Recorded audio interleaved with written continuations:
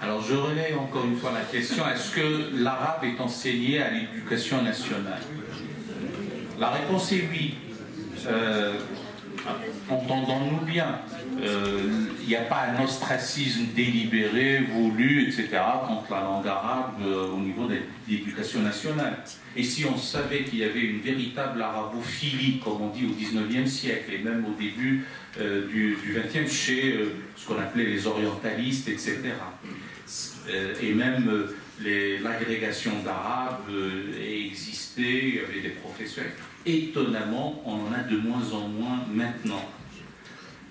Sous prétexte, comme langue vivante, ben les parents,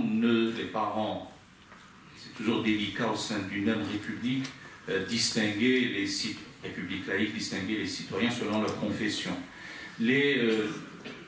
Les parents non musulmans, ça ne les intéresse pas, et ceux qui sont intéressés déplorent qu'il n'y en a pas suffisamment, et donc après tout, ils cherchent les écoles privées, etc.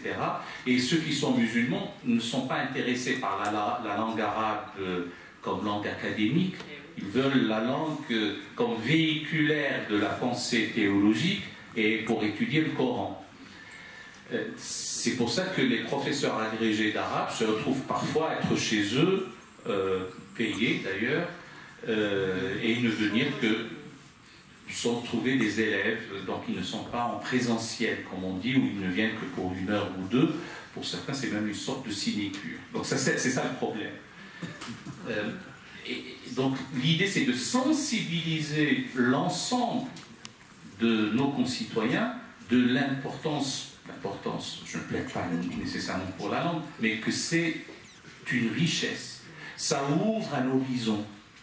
Ça ouvre un horizon à tout un imaginaire. Il y a un génie propre à cette langue.